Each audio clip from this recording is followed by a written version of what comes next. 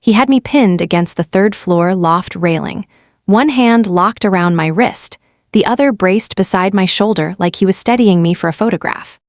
His voice wasn't loud. It was calm, measured. He told me how simple it would be: one slip, one fall, and everyone will think it was suicide. I stopped fighting. I went completely still. I remember deciding, right there, that survival meant pretending I agreed. My name is Naomi Carter. I'm 36. I met Ethan Blake in graduate school. He was the kind of man professors remembered, always prepared, always polished.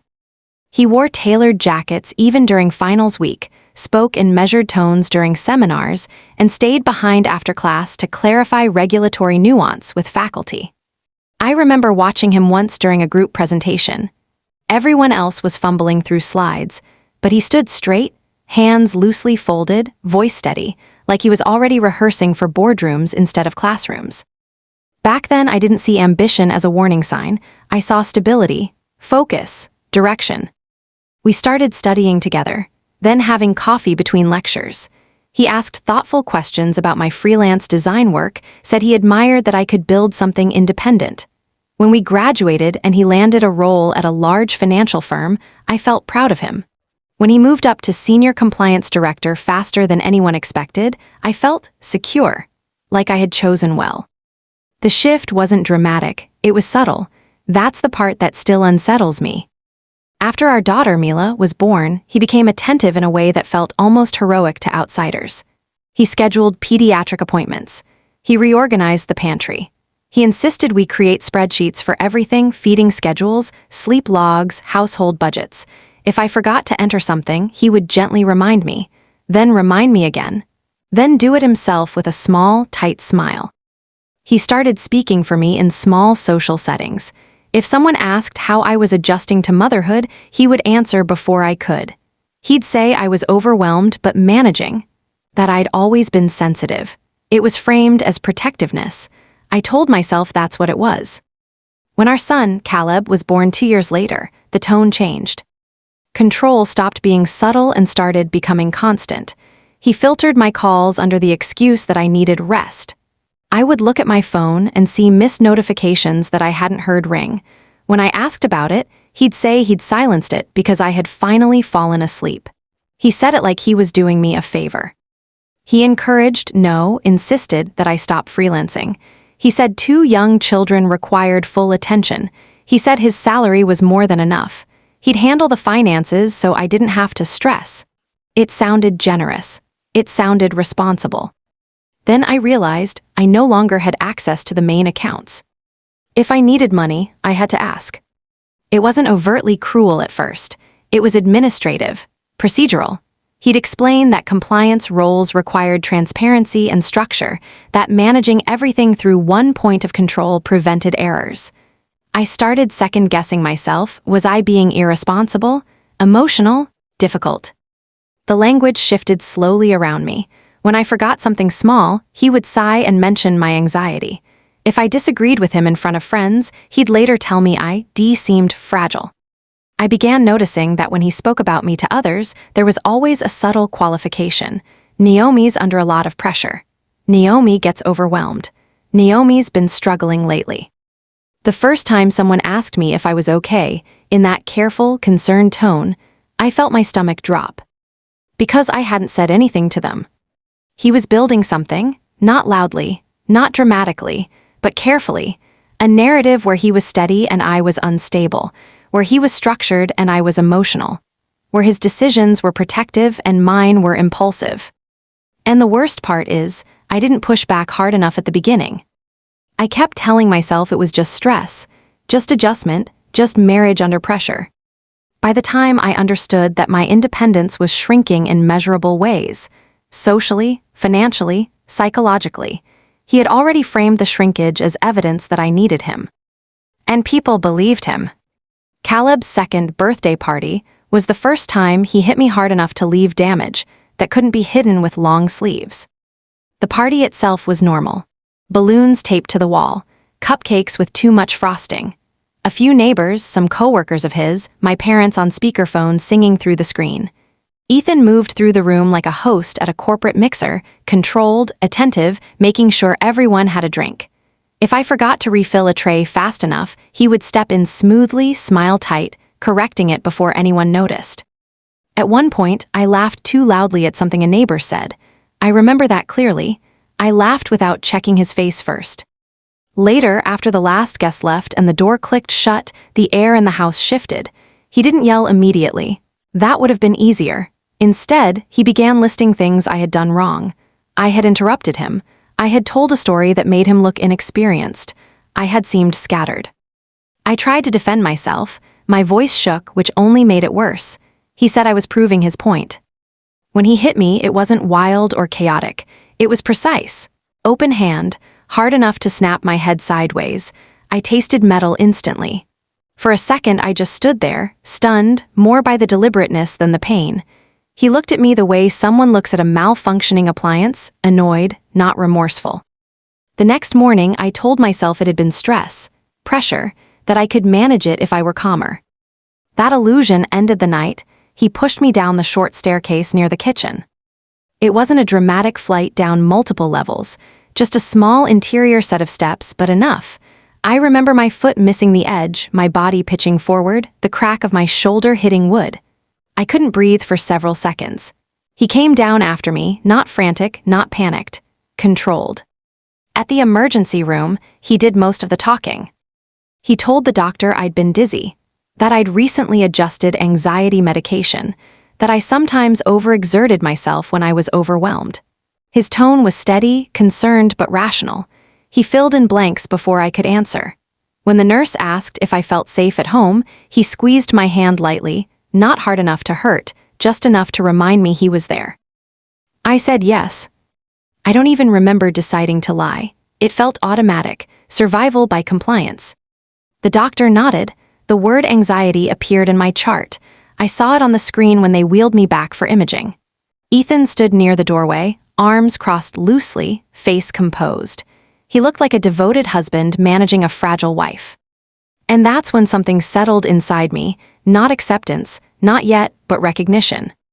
His calm voice carried more authority than my bruises. The bruises would fade, his narrative would not. On the drive home, he rested one hand lightly on the steering wheel and one on my knee, almost affectionate. He talked about how important it was that we present a stable image, for the children, for his position, for our future.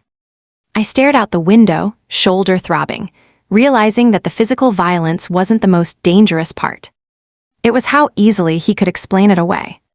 The night on the loft wasn't an explosion. That's what people assume when they hear a story like this, that it must have been screaming, shattered glass chaos. It was structured, deliberate. He had already thought it through. We were standing near the third-floor railing that overlooked the living room. The kids were down the hall. The house was quiet in that fragile way it gets after bedtime. He had been distant all evening, unusually calm. When he asked me to come upstairs to talk, there was no visible anger in him at all. He positioned himself between me and the staircase, without making it obvious. The conversation shifted quickly. He started talking about how unstable I'd seemed lately, how concerned he was, how people had begun noticing. He listed small things, forgotten appointments, emotional reactions, disagreements framed as episodes. He was building a case out loud. Then his hand closed around my wrist. He walked me backward until I felt the railing press into the back of my thighs. It wasn't sudden. It was controlled pressure. He leaned in slightly, not enough to look aggressive if someone glanced up. And then he explained it. He said that if I fell, everyone would understand. That they'd been worried about me for months, that I'd been struggling. He referenced the hospital visit, the anxiety narrative, the medication adjustment. He said it would be tragic, but not surprising. He wasn't improvising, he was presenting a solution. When he said, everyone will think it was suicide, he didn't sound angry. He sounded confident, almost instructional. My heart was pounding so hard I could feel it in my throat. I remember looking at his face and realizing there was no visible rage to fight against. There was calculation. That was worse. I stopped resisting. I let my body go slack against the railing. I lowered my eyes. I even nodded slightly, like I understood. His grip loosened, not fully but enough. He mistook stillness for surrender. And then Mila called out from the hallway. It was a small, sleepy voice asking for water. The sound startled him, not dramatically, but enough. His head turned toward the hallway, his attention fractured for half a second. That was all I needed. I slipped sideways, pulling free, and moved toward the kids' rooms before he could fully react. I gathered both Mila and Caleb, my hands shaking so badly I fumbled with the phone when I dialed 911. I remember whispering, trying to keep my voice steady, trying to sound coherent. When the officers arrived, Ethan met them at the door.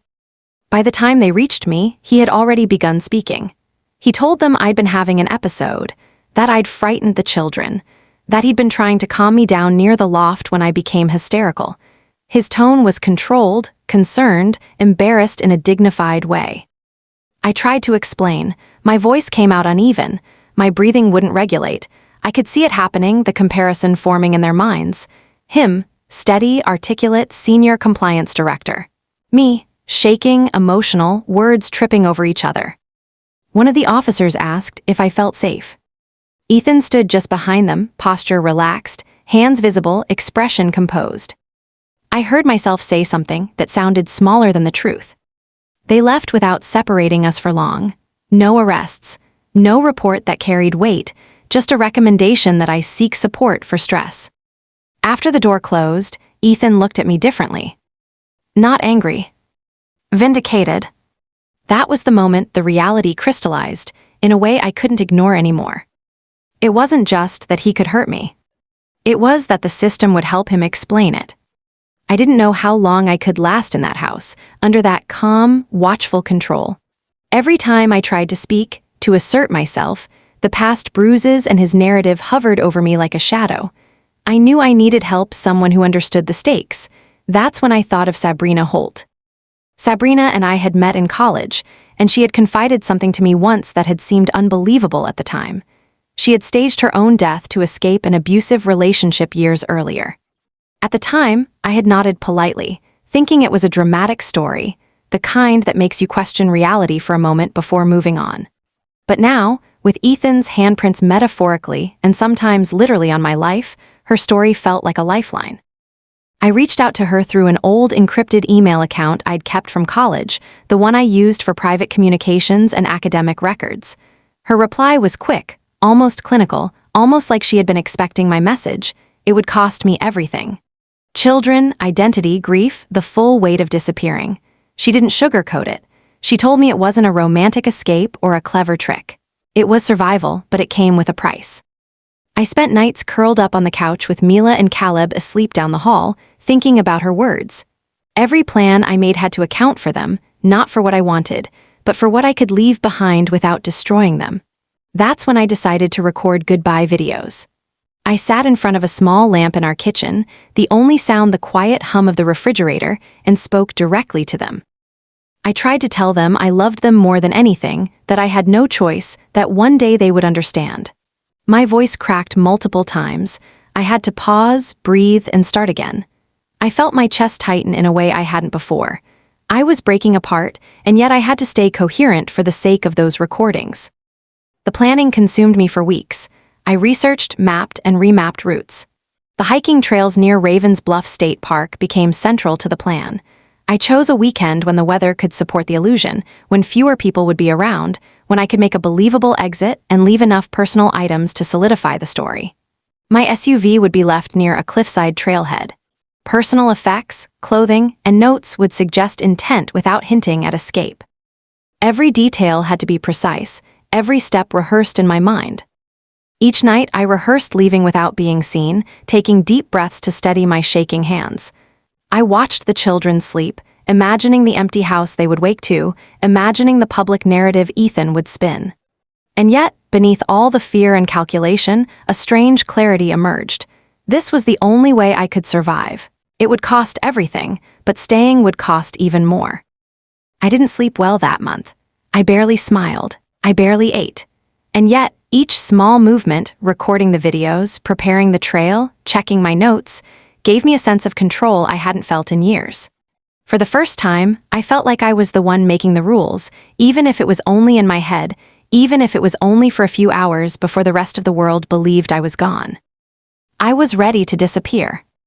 The morning I left, I parked the SUV near the cliffside trail exactly as I had planned. The tires pressed into gravel, the engine off, keys inside, personal items scattered in a way that would look intentional if someone stumbled across it. I took one last look at the car, imagining it discovered by search parties, imagining the headline.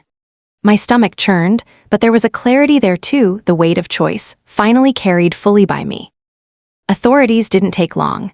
Within days, the coroner ruled it a suicide. My absence, my carefully placed belongings, and the narrative Ethan had built around my supposed fragility aligned perfectly. There was no reason for them to doubt him. He had already rehearsed his statements, offering measured grief and subtle hints at warning signs that I had struggled with depression for years. Watching the news from a small apartment 2 states away, I heard him speak with the same calm, controlled voice I had memorized. It made my stomach twist and my chest ache, his public image, polished as ever, now completely unshakable. He didn't just stop at interviews. Ethan launched a memorial initiative in my name, a charity promoting mental health awareness. He appeared at events, smiling gently as he spoke of loss and prevention. He even set up an online fundraising campaign. I found myself watching the contributions roll in, reading comments praising him as a devoted husband and father, while I, the real mother of those children, had vanished. It was surreal, almost unreal, seeing him celebrated for a story he had carefully orchestrated. Meanwhile, I became Nora Ellis.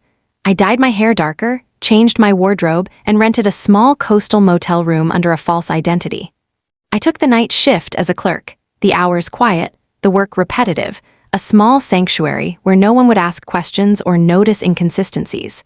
The room smelled faintly of disinfectant and stale coffee, and I learned to navigate a world without leaving traces.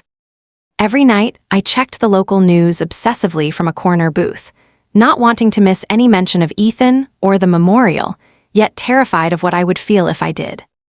Isolation set in faster than I expected. The loneliness was suffocating.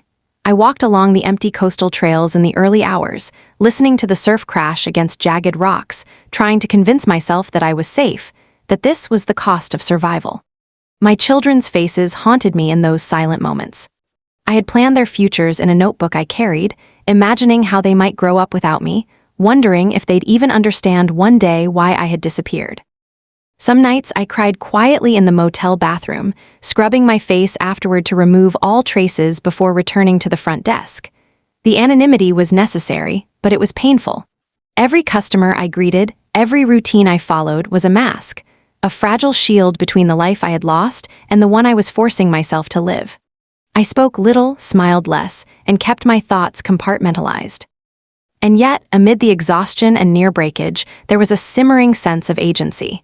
I was invisible to the world, yes, but finally I was making the rules.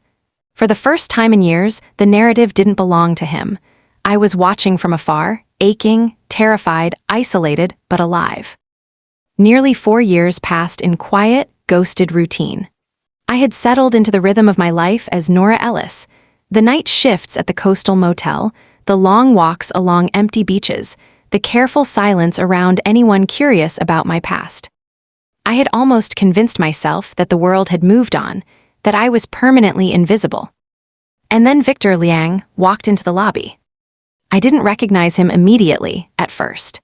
He was an older man, composed, wearing the kind of tailored jacket that suggested authority, but something about the tilt of his head and the way he scanned the room, purposeful, precise, made the hair on my arms stand up. He stopped at the front desk, and in a tone that carried both certainty and curiosity, said my name, my real name, Naomi Carter. For a moment I froze, my hands tightening around the counter edge. My heart thudded like it hadn't in years. Recognition. This wasn't a random check-in or a simple inquiry. He had walked all this way knowing exactly who he was looking for. Victor explained that Ethan had hired a private investigative firm, supposedly to confirm closure, to make certain the story of my disappearance had resolved without loose ends. The phrasing alone made my stomach sink. They weren't looking for closure for me, they were looking to close a loop for him, to ensure he remained untouchable, protected, untarnished. Victor had documentation with him, old photographs, notes, records, evidence that suggested he believed I was alive. The way he held the files, steady and deliberate, left no doubt in my mind. Confrontation was coming. I could feel it approaching like a shadow moving across the floor, slow, inexorable, impossible to ignore. He didn't accuse, he didn't rush. He asked measured questions, each one layered, designed to gauge my responses without overtly pressuring.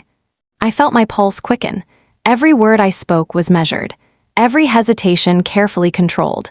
Yet beneath the calm veneer, my mind raced, calculating, anticipating, bracing. I realized in that tense, measured exchange that my careful isolation, my years of hiding, had reached the limit. The quiet coastal life, the identity I had painstakingly built, was no longer a shield. It was only a delay. Ethan's reach had found me through the system, through the money he had spent, through the assumption that the person he claimed I was would never be challenged. And in that recognition, that silent confrontation before it had even begun, I understood. Nothing could be reversed, but everything could still be controlled if I acted deliberately. I had to prepare to step out of hiding with the same precision that had allowed me to disappear. The inevitability of what was coming hung over the lobby like a storm cloud. I knew with sharp clarity that I could not run again, not for my safety, not for the children. This time, the stakes were not just survival, they were justice. The knock on the motel door came mid-afternoon, sharp and deliberate. I didn't need to look through the peephole. My heart sank, my chest tightened, and my hands trembled slightly as I realized who it had to be. Ethan. When I opened the door, he was standing there, composed, polished, the same calm, charming exterior he had perfected years ago. But now it carried a sharpened edge, the subtle menace of someone who believed they held all the cards. He didn't waste time with pleasantries. He stepped inside, surveying the room with an almost clinical precision, his gaze lingering just long enough on the small details I had tried to alter to throw him off.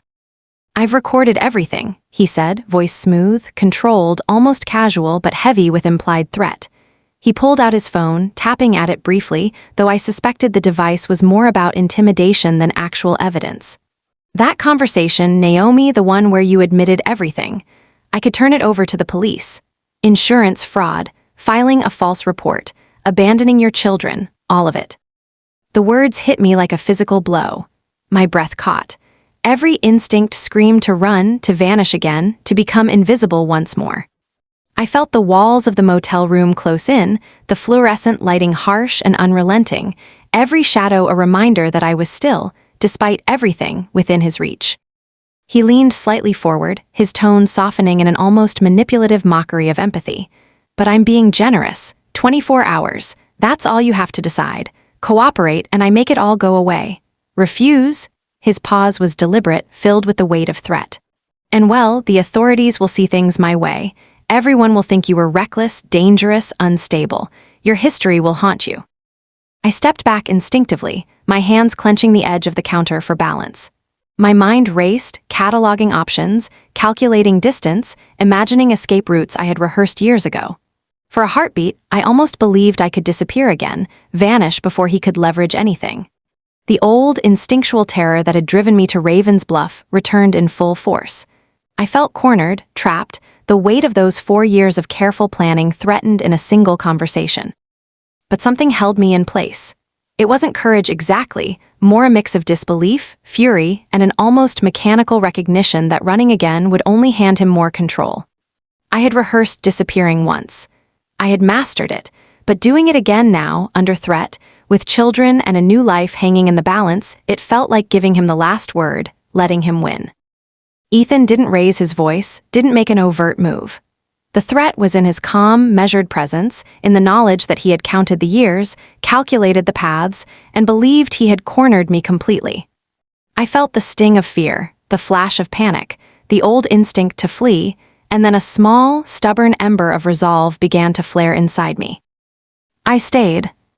After Ethan left, leaving the weight of that 24-hour ultimatum pressing in my chest like concrete, I shut the motel door and sank into the small armchair by the window.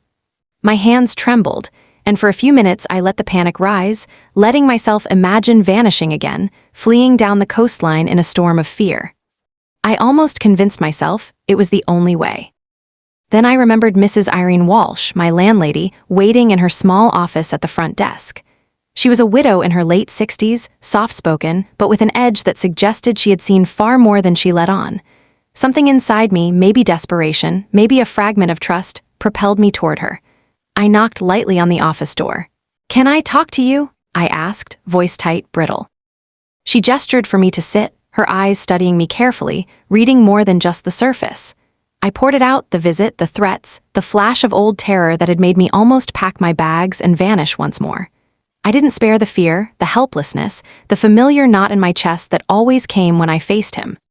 Irene listened in silence, nodding occasionally, letting me spill the weight of years I'd been carrying alone. When I finally paused, exhausted and shaking, she leaned forward slightly. Her voice was gentle but firm. "Naomi, I've seen this before. Not exactly your story, but close enough. I once endured someone trying to control every inch of my life, made me think disappearing was my only option. I ran then, and it only reinforced their power.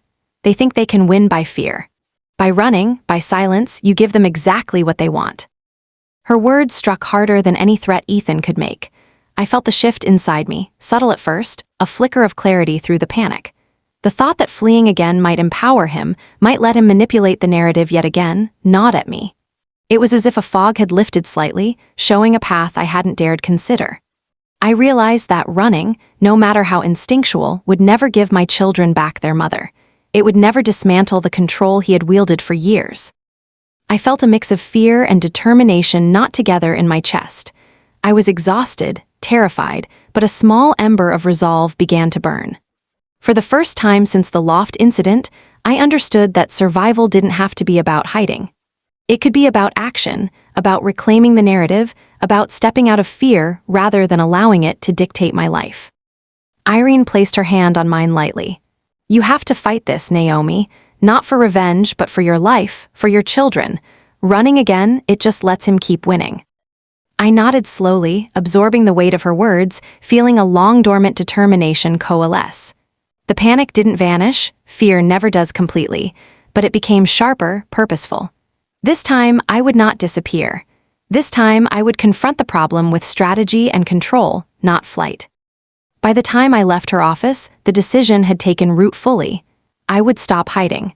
I would face what Ethan had started, and I would make sure the story ended on my terms, not his. The next morning, I called Carla Mendoza, the investigative reporter I had heard about through a trusted friend. My hands shook slightly as I explained the situation, trying to keep my voice calm. I had spent months cataloging every piece of evidence I could safely collect. Medical records from the ER visits, screenshots of messages where he tried to control me, the hotline correspondence confirming I'd reached out for help, and detailed bank statements showing how he had restricted my financial access.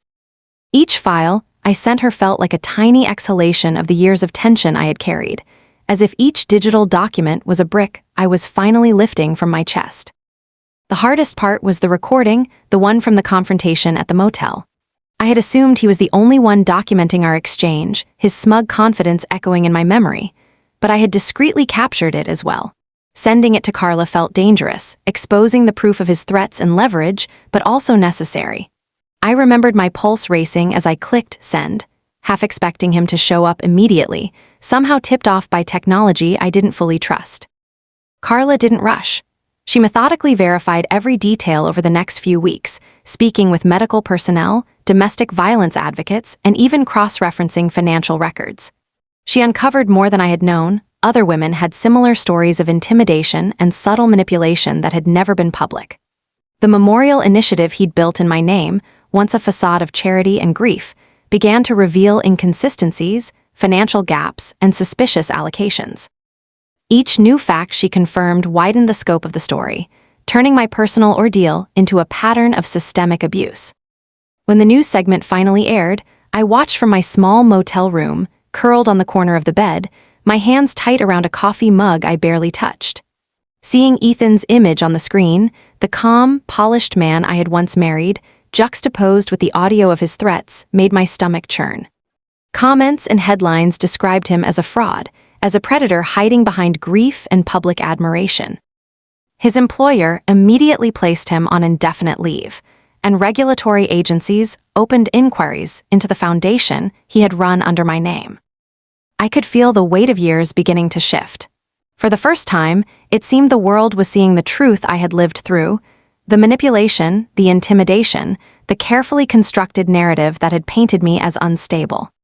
The control he had wielded so flawlessly for years began to crumble, not with dramatic confrontation, but with verification, patience, and evidence.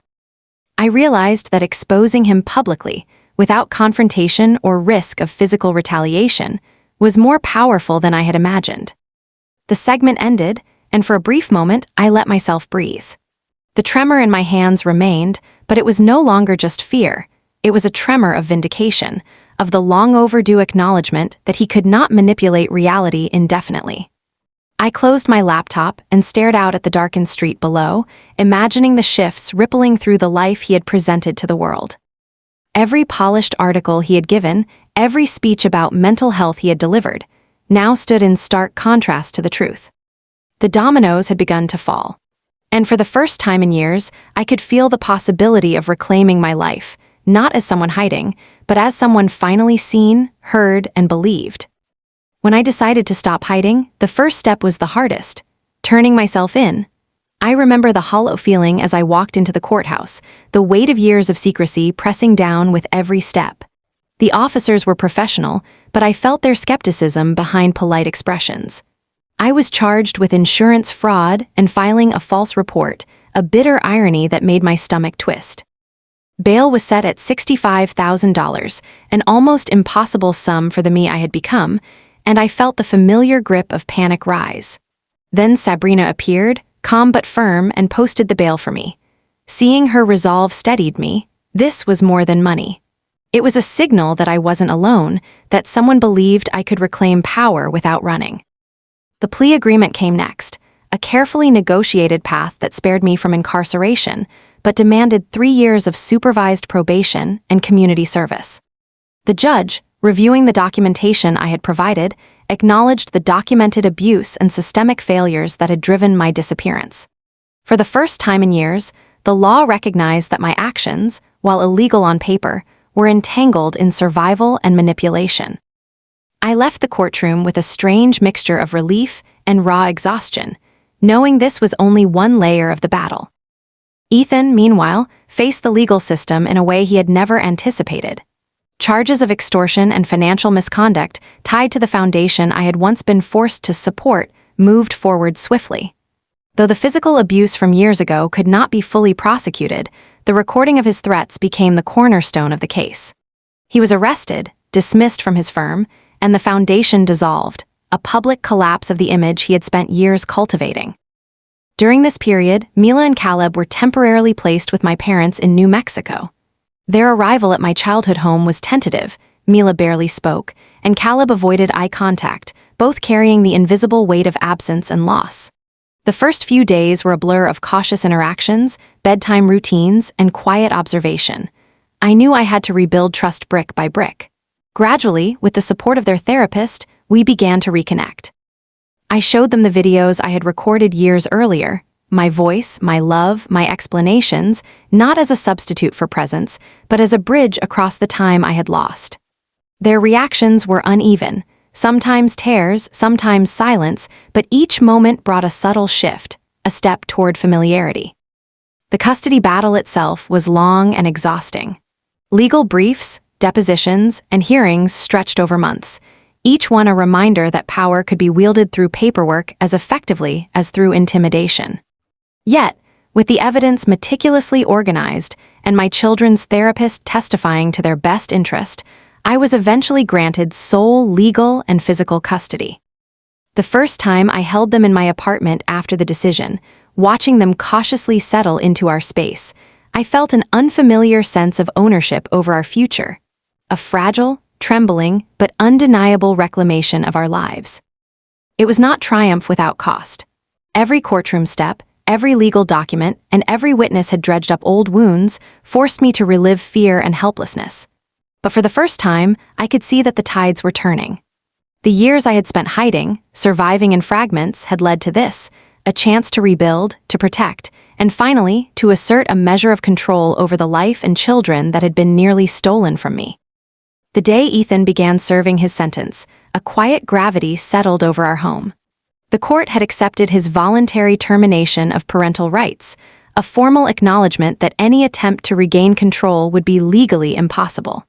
Danielle Cho, our attorney, delivered the confirmation with a precise calm that left no room for doubt. This was final. I remember sitting in the living room with Mila and Caleb, the weight of years of fear and evasion pressing against the relief that finally, the scales had tipped irrevocably. Mila, who had always carried a careful, watchful gaze, surprised me with her own declaration of strength. Her essay for school, a reflection on resilience and personal courage, won first place in a statewide competition. She read it aloud at the award ceremony, her voice steady, her posture unshakable. As I watched her, I realized the woman who had once believed that disappearing entirely was survival no longer existed. That Naomi, trembling and strategizing in the shadows, had been replaced by a mother who had reclaimed everything stolen from her: her children, her dignity, and her narrative. Caleb, quietly observant, leaned into my side as Mila accepted her award, and I felt the shift in our household. There was no triumphant outburst, no theatrical vindication. The victory was measured, almost mundane, but it carried a weight that years of fear could never have prepared me for. Ethan's absence, legally and physically enforced, created a space in which we could exist without the constant tension that had dictated every movement, every call, every fleeting sense of security. I reflected on the finality of it all during the quiet evenings, when the children slept and the city noises faded. I could now inhabit my life fully, not as someone running from shadowed threats, but as a person whose choices had forged a real, tangible freedom. The careful planning, the months of survival, the whispered confessions to Mrs. Walsh, and the eventual exposure through Carla Mendoza, each step had been a necessary brick in the wall between our past and this new normal. As I tucked Mila and Caleb into bed that night, I realized I had become a different Naomi. Stronger, deliberate, and fully present. The mother who had once feared her own reflection in the mirror had returned to herself, but tempered by all she had endured. There was no exhilaration in vengeance, only the quiet satisfaction of finality and the knowledge that we were no longer bound by his will. Thank you for watching. If you haven't subscribed yet, please do so, and hit the notification bell to stay updated with more shocking real-life stories happening around you.